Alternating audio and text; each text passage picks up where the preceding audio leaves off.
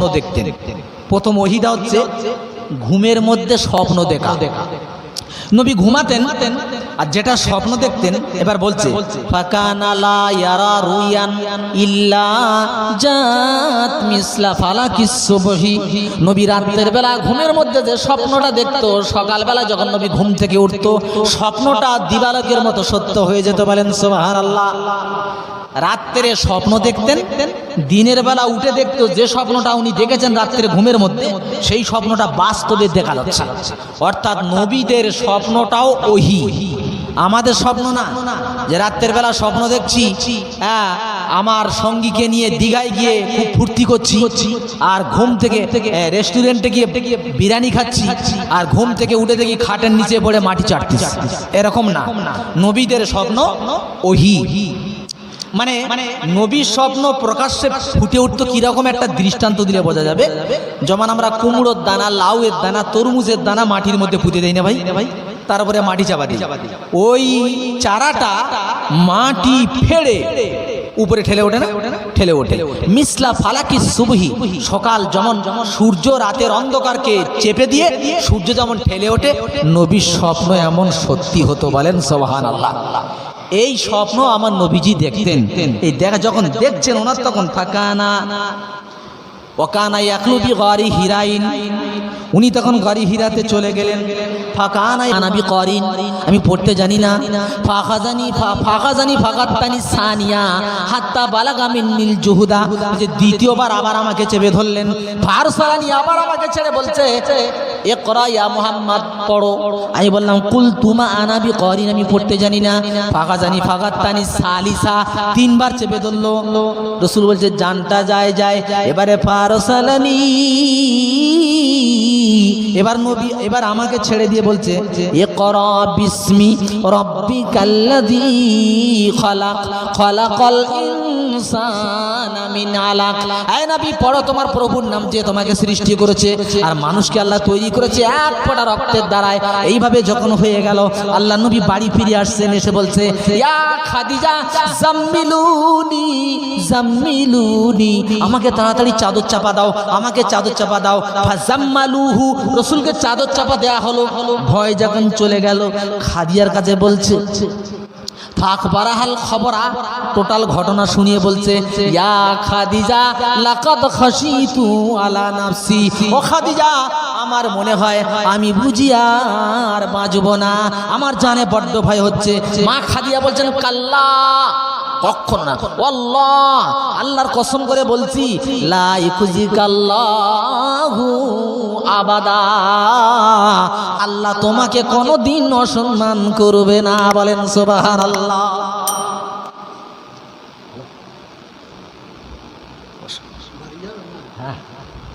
দেখেন বিবি সার্টিফিকেট দিচ্ছে স্বামী, কাল্লা কখনো, আল্লাহ আল্লাহর কসম করে বলছি আবুল কাসেম, আল্লাহ তোমাকে কখনো বেইজ্জত করবে না, কারণ তুমি আত্মীয়তার সঙ্গে ভালো ব্যবহার করো।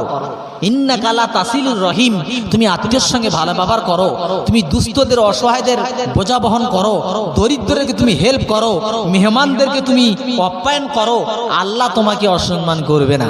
বলতে চলো এক জায়গায় যাই। আল্লাহর নবীকে সঙ্গে করে নিলেন, নিয়ে গিয়ে ওয়ারাকা ইবনে নওফাল, মা খাদিজার চাচাতো ভাই, চলে গেল। যাওয়ার পর গিয়ে বলছে ভাই তোমার ভাইয়ের খবরটা শোনো। নবী যখন সব ঘটনা বলছে, ওয়ারাকা ইবনে নওফাল বলছেন লাইতানি কুনতু হাইয়ান, হে আফসোস সেদিন যদি আমি বেঁচে থাকতাম। বলে কোন দিন? বলে যেদিন তোমার বংশ, তোমার এলাকার মানুষ তোমাকে বের করে দেবে। রাসূল বলছে আওয়া মুখরিজিয়াহুম, আমাকে বের করে দেবে? ওয়ারাকা ইবনে নওফাল বলছে হ্যাঁ, তোমার আগে যারা নবুয়তের দাবি করেছে তাদেরকে দেশ থেকে বিতাড়িত হতে হয়েছে। হায় আফসোস, আমি যদি বেঁচে থাকতাম সেই দিন আমি তোমাকে অবশ্যই হেল্প করতাম। নবী চলে আসলো, 6 মাস আর কোনো ওহী আসে না। নবী চলছে ফিরছে, হঠাৎ একদিন রাস্তা দিয়ে যাচ্ছে, বিকট একটা আওয়াজ, ফারফা রাসা, আকাশে দিয়ে মুখ করে দেখে সেই ফেরেশতা যে যার সঙ্গে গাড়ি হিরায় দেখা হয়েছিল, ফের ছুটে ঘরের মধ্যে এসে বলে জাম্মিলুনি জাম্মিলুনি, আমার চাদর চাপা দাও। চাদর চাপা দিয়ে আল্লাহর আয়াত নাযিল হয়ে গেল, কি ইয়া মারহাবি ওয়া আনজির আশিরাতাকাল আকরাবিন। ও আমার হাবিব, তোমার শুয়ে থাকা কাজ না, তোমার কম্বল মুড়ি দিলে হবে না, তোমার শুয়ে থাকলেও হবে না। হাবিব তুমি চলে যাও, তোমার আত্মীয় স্বজনদের কাছে চলে যাও। ও আনজির, সতর্ক করো, ভয় দেখাও। আশিরাতাকাল আকরাবিন, তোমার আত্মীয় স্বজনদেরকে তুমি জাহান্নামের ভয় দেখাও। আমার নবী উঠলেন, উঠে চলে গেলেন পাহাড়ের উপরে। পাহাড়ে উঠে বলছে, এই মক্কাবাসীরা, একটা কথা শোনো। আরবের একটা নিয়ম ছিল, সকালবেলা যদি কেউ পাহাড়ে উঠে ডাক দিত তাহলে মানুষ বুঝতো কোনো বিপদ হয়েছে। নবী যখন পাহাড়ে উঠেছেন, টোটাল মানুষ সব হাজির হয়ে গেছে। যে আসতে পারেনি একটা লোক পাঠিয়েছে, বলে দেখ তো আব্দুল্লাহর বেটা কি বলে। আল্লাহ নবী দাঁড়িয়ে আছে, বলছে আচ্ছা বলো তো আমি যে তোমাদের কাছে কেমন ব্যক্তি। তো সমস্ত আরবের কাফেরেরা বলছে যে তুমি আব্দুল্লাহর বেটা, তুমি আল আমিন, তুমি সাদিক, তুমি সত্যবাদী, তোমার মতো মানুষ হয় না। বলে কথা একদম ঠিক। বলে হ্যাঁ কথা ঠিক। বলে আচ্ছা আমি যদি বলি যে আমার পাহাড়ের পিছনে একদল ডাকাত এসছে তোমাদের উপরে আক্রমণ করবে, তা তোমরা না দেখে বিশ্বাস করবে? বলছে অবশ্যই করবো। কেন? বলে আব্দুল্লাহর বেটা জীবনে মিথ্যা বলতে পারে না, সুতরাং তুমি যদি বলো যে ওপারে একদল ডাকাত এসছে, আমরা না দেখেই বলবো ডাকাত এসছে। তখন আমার রাসূল বলছে, তবে তোমরা পড়ে নাও লা ইলাহা ইল্লাল্লাহ। বাস, যে এই কথা বলেছে, আবু লাহাব লাফ মেরে উঠে কি বলছে, তাব্বালাকা আলি হাজা জামাতানা, এই জন্য তুই ডেকেছি তোর ধ্বংস হোক। আল্লাহ বলে তাকাও, এতক্ষণ বলেছে নবী সত্যবাদী, নবী বারহাক সত্য, এর মতো ছেলে হয় না। নবী শুধু বলেছে পড়ে নাও লা ইলাহা ইল্লাল্লাহ, সঙ্গে সঙ্গে বলছে তুমি ধ্বংস হয়ে যাও। আল্লাহ বলে তাকায়া দেখো কেন এমনটা হলো। আমার প্রাণের বন্ধু, সোনাচ্চাঁদ বন্ধু, আজও পর্যন্ত যদি সত্যিকারের কলেমা পড়ি, সত্যিকারের কলেমা যদি পড়ি, আমি হাবিবুল্লাহ দাওয়াত পাবো না, আমি হাবিবুল্লাহ হালুয়া পাবো না, টাকা পাবো না, রাস্তায় আমার জন্য প্রহরী দাঁড়িয়ে থাকবে মারার জন্য। বাস্তবটা শুনে নেন। আবু জেহেল আরবি বুঝতো, আবু লাহাব আরবি বুঝতো, আমরা বুঝি না। সারা জীবন সূরা ফাতিহা পড়ি, মানে কিন্তু জানি না। সুবহানা রাব্বিয়াল আযীম পড়ি, মানেটা কি জানি না। সুবহানা রাব্বিয়াল আলা পড়ি, মানে কি জানি না। ঠিক না ভুল বললাম ভাই? মানে জানি না। আরবি আমরা পড়ি বাটে মানে কিছু বুঝি না, কিন্তু আবু জেহেল মানে বুঝতো। আবু জাহেল জানেন যদি পড়ি লা ইলাহা ইল্লাল্লাহ, আল ঠেলা যাবে না, আর জেনা করা যাবে না, ঘুষ খাওয়া যাবে না, সুদ খাওয়া যাবে না, রাস্তার টাকা মারা যাবে না, আর গরিবের ঘরের লোনের টাকা জন্মের খাওয়া যাবে না। ও জানতোই কলেমার ভেতরে সব রয়েছে, কলেমা পড়া যাবে না। ও বললো মুহাম্মদ তোমার ধ্বংস হোক বলে পাথর তুলেছেন। আবু লাহাব দু হাত দিয়ে পাথর মারতে গিয়েছেন, পাথর নবীর গায়ে লাগে নাই। আল্লাহ সূরা নাযিল করে বলেন তাব্বাত ইয়াদা আবি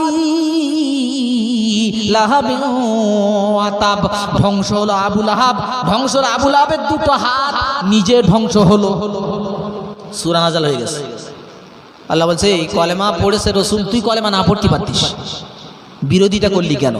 আজও বলে যাচ্ছি ভাই, যারা আলেমদের বিরোধিতা করে, যারা কোরআন হাদিসের বিরোধিতা করে, তাদেরকেও বুঝে রাখতে হবে আবু জেহেল মার্কা মাল তারা। আজও কিয়ামত পর্যন্ত যারা কোরআনের বিরোধিতা, হাদিসের বিরোধিতা করবে, তারা আবু জেহেল মার্কা মাল। এবার বাড়ি আসলো, আসার পরে বলছে এই ছেলেরা, ওতবা আর ওতাইবা আবু লাহাবের দুটো ছেলে, আমার নবীর দুটো মেয়েকে ওর সঙ্গে বিয়ে দেওয়া ছিল, তার মানে তখন নবুয়ত পাইনি তো, বিয়ে দেওয়া ছিল। বলছে যাও গিয়ে তালাক দিয়ে এসো। গিয়ে তালাক দেওয়া হলো। তারিকে হাবিবি আলা কেতাবটা খুলবেন, তালাক দিতে গিয়ে তালাক দিচ্ছে। রাসূল বলছে তালাক দিস না, তালাক দিস না। শেষ পর্যন্ত ওতবা ওতাইবা নবীর মুখের দিকে থুতু মেরে, নাউজুবিল্লাহ মিনহা, থুতুটা নবীর মুখে পড়ে নাই। আমার নবী ছোট্ট একটা কথা বলেছে, আল্লাহুম্মা সাল্লিত আলাইহি কালবাম মিন কিলাবিকা, আয় আল্লাহ আপনি কুত্তো में से कुत्ते उस पर मुसल्लत कर दे। আল্লাহ তোমার কুকুরের ভিতর একখানা কুকুর তুমি ওদের জন্য ছেড়ে দাও, কুকুর জাতীয় প্রাণী। থুতু মেরেছে নবীর মুখে। আহ, এইবারে ওতাইবা একটা বাণিজ্যিকের সঙ্গে বাণিজ্য করতে যাচ্ছে শাম দেশে গিয়ে। ও সন্ধ্যা হয়ে গেছে, বললো এখানে বিশ্রাম করো, মানে বিশ্রাম করতে বসেছে, দেখে একটা সিংহ ঘোরাফেরা করতেছে। তখন ওতাইবা বলছে দেখেছিস আমি আছি শামে, মুহাম্মদ সাল্লাল্লাহু আলাইহি ওয়াসাল্লাম মক্কায়। ওইখানে বসে বসে আল্লাহর সাথে যোগাযোগ করে এখানে সিংহ পাঠিয়ে দিয়েছে। সাথীদের বলছে, সাথীরা আমার ভয় হচ্ছে, মনে হয় সিংহটা আমার উপরে আক্রমণ করতে পারে। সাথীরা বলছে ভয় নেই, আমরা তোমার চতুর্দিকে আছি। চতুর্দিকে ওরা শুয়ে, মাঝখানে ওতাইবাকে শুয়েছে, সিংহ ঘুরছে। রাত গভীর হয়ে গেল, বাঘ বলে আল্লাহ খবর। আল্লাহ বলে দাঁড়াও, জন্মের ঘুম পাড়াবো। টোটাল সৈন্যদেরকে আল্লাহ ঘুম পাড়িয়ে দিল। সিংহ লাফ মেরে মাঝখানে এসে হাজির হলো। ফাখাজার আসা ধরলো ওতাইবার মাথাটা ধরে মটকে দিয়ে সিংহ যেন বলছে, ওরে ওতাইবা, আল্লাহর নবীর সঙ্গে যারা দুশ্মনী করে, আল্লাহ চাইলে সিংহর মাধ্যমে তার প্রতিশোধ নিয়ে নেয়। সিংহের মাধ্যমে প্রতিশোধ নিয়েছেন আল্লাহ, মশার মাধ্যমে প্রতিশোধ নিয়েছেন, নেয়নি? ব্যাঙের মাধ্যমে প্রতিশোধ নিয়েছেন। আমার প্যানপ্রিয় বন্ধু আল্লাহ ভাই, এই জন্য নবীর ওপরে ওরা দুশ্মনী শুরু করলো। এইবারে দেখেন একটা ধাপ গেল। এইবারে আবু জেহেলরা 10 জন এসে আবু তালেবকে বলছে, আবু তালেব, তুমি তোমার ভাইপোকে আমার বাপ দাদার ধর্মের বিরুদ্ধে কথা বলতে মানা করো, নইলে কিন্তু মানে কাজটা ভালো হবে না, ভবিষ্যৎ খারাপ হবে।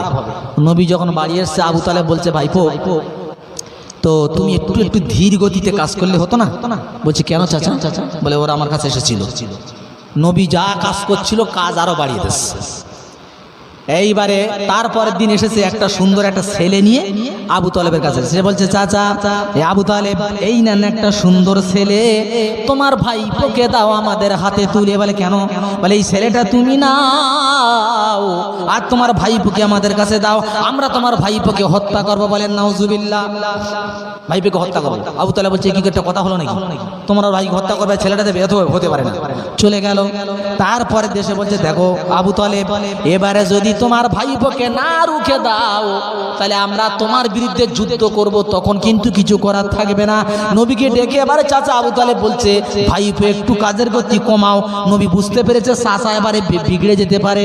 আল্লাহ নবী বলছে, চাচা এর বিনিময়ে তুমি যা কিছু করতে পারো, আমি কোনোদিন পিছপা হতে পারবো না। নবী দাওয়াতের কাজ আরো বাড়িয়ে দিলেন। বলেন সুবহানাল্লাহ। আমার প্রাণের বন্ধু আল্লাহ ভাই, এইভাবে সমাজ চলতে থাকে। আল্লাহর নবী কাবা ঘরের আঙ্গিনায় যখন কোরআন তেলাওয়াত করতেন, আল্লাহ নবী যখন নামাজও পড়তে যেতেন, আমার শোনার চাঁদের মধ্যে নবী আমার কোরআন তেলাওয়াত করতেছে, আবু জেহেল পাশে বসে বসে শুনতেছে কোরআন। নবীর কণ্ঠের কোরআন কত মধুর লাগে, যে না শুনেছে সে ছাড়া বুঝবে না। নবী কোরআন তেলাওয়াত করছে, আবু জেহেল বসে বসে শুনছে। শুনে অনেকক্ষণ পরে উঠে আসে, বলছে, আর দূর এ আজ থেকে আমি ভালো জানি, নাউজুবিল্লাহ মিনহা। এরা অবজ্ঞা করে আবু জেহেল চলে গেল। নবী খুব কষ্ট পেলেন, হায় রে, এতক্ষণ আমি মনে করলাম আবু জেহেল কোরআন শুনছে, হয়তো আমার দিকে আসবে, কিন্তু অবজ্ঞা করে চলে গেল। ব্যাস, আবু জেহেল বলছে, এই শ্লোকেরা তোমরা শোনো। বলে কি হয়েছে? বলে আমার ভাইপো যখন নামাজ পড়বে, তোমরা কি পারবে কেউ? বলে কি? বলে কেউ কি পারবে এই কাজ করতে? আমি তাদেরকে পুরস্কৃত করবো। বলে কি কাজ?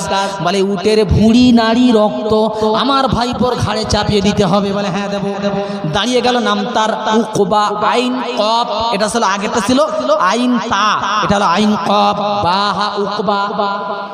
কিতাবের মধ্যে এসেছে, বাইনা রাসূলুল্লাহ সাল্লাল্লাহু আলাইহি সাল্লাম ইউসাল্লি বিফিনাইল কাবা। নবী কাবার চত্বরে নামাজ পড়তেছেন। ফাকবালা উকবা ইবনে মুআইদ, এমন সময় উকবা এসে হাজির। ফাখাযাবি মানকিবি, আমার নবীর ঘাড়টা ধরলেন। নবীজির ঘাড় ধরেছেন। ওয়ালাওয়া সাবাহু ফি উনুকিহি ফাখানাকাহু খানকান শাদীদা। আল্লাহ নবীর গলায় ফাঁস লাগিয়ে দিয়ে এত জোরে চেপে ধরেছেন, নবীর শ্বাসটা যায়। নবী মারা যাওয়া অবস্থা এমন হয়ে গেছেন, গলায় ফাঁস দিয়ে টেনে ধরেছেন।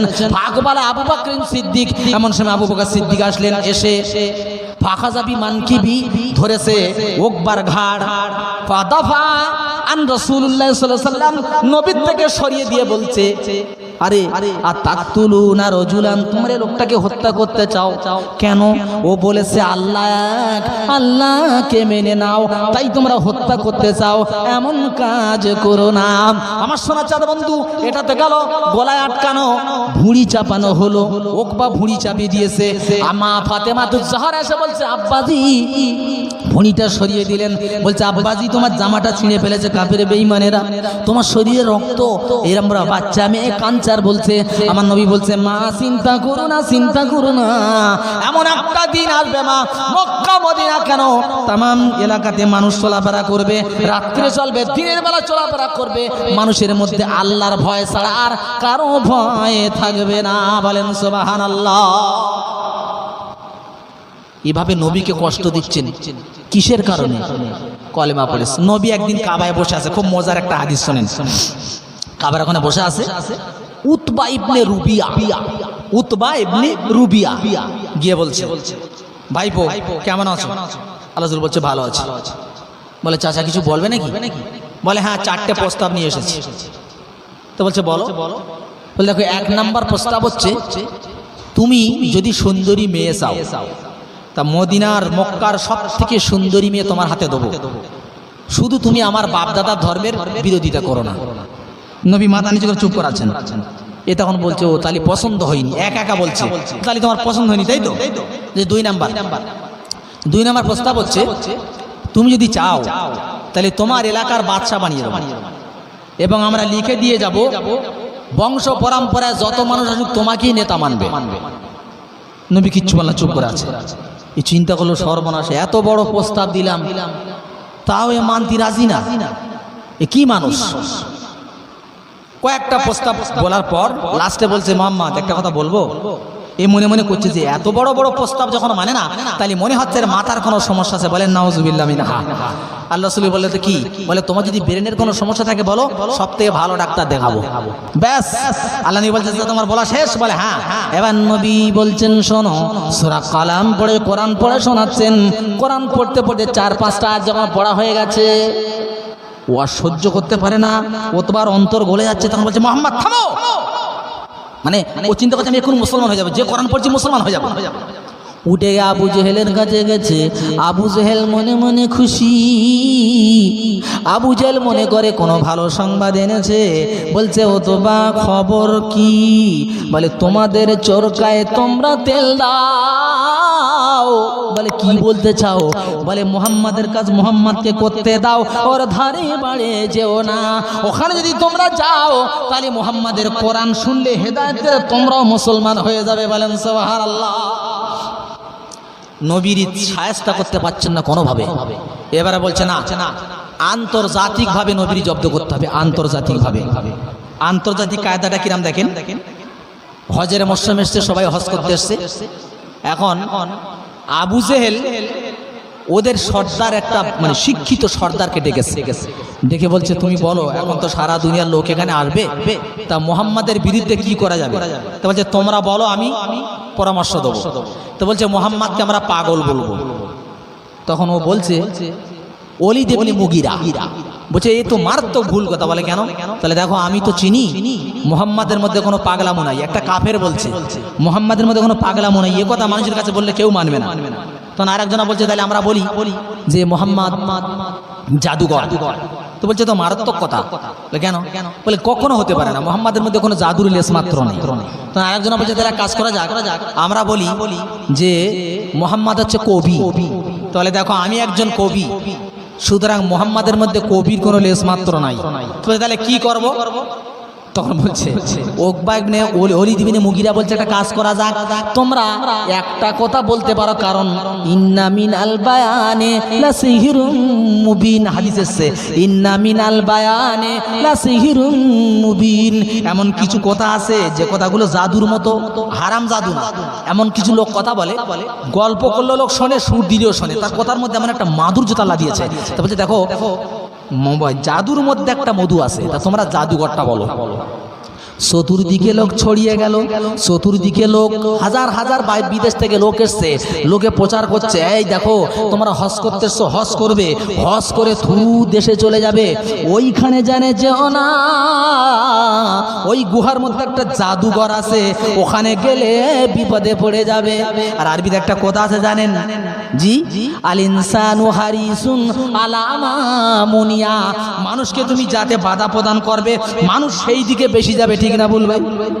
যদি বলা যায় বেদবেড়ে ওই স্টেশনের ওইখানে বিরাট একটা সাপ রেল লাইনের পাশে, ওরে আমার বাপ যেন যাস না, ও ঘুমাতো কি ও আর কোনোদিন ঘুমাবে না, যতক্ষণ ওখানে না যাবে চোখে ঘুম আসবে না।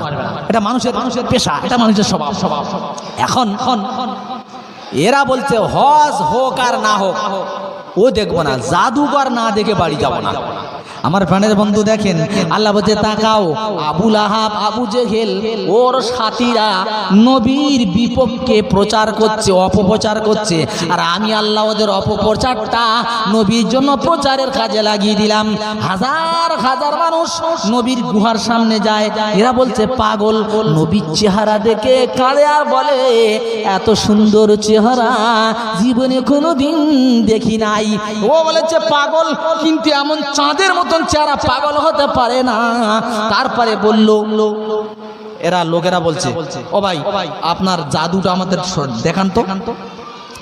আল্লাহ নবী বলছে ভাই আমি তো কোনো জাদুঘর না, তবে আমি যে কথা বললে আমাকে জাদুঘর বলে সেই কথাটা তোমাদের শোনাতে পারি। তো বলছে বলো বলো কি বললে তোমার জাদুঘর বলে? তখন শোনাচ্ছেন ইয়াসিন ওয়াল কুরআনিল হাকীম ইন্নাকা লামিনাল মুরসালিন আলা সিরাতিম মুস্তাকিম। নবী কোরআন তেলাওয়াত করছে, ওনারা বলতে পড়তে মুসলমান হয়েছে, বলে কখন চোখের পানি বেরিয়ে গেল আমরা বুঝতে পারি নাই। আমরা বললাম এত সুন্দর কালাম জীবনে তো শুনি নাই, এটা কোনদিন জাদু হতে পারে না। ওরা আবু জেহেল বন্ধ করতে চাইলো, হাজার হাজার মানুষ নবীর কাছে গেল, কালেমা পড়ে মুসলমান হয়ে বাড়ি ফিরে গেল।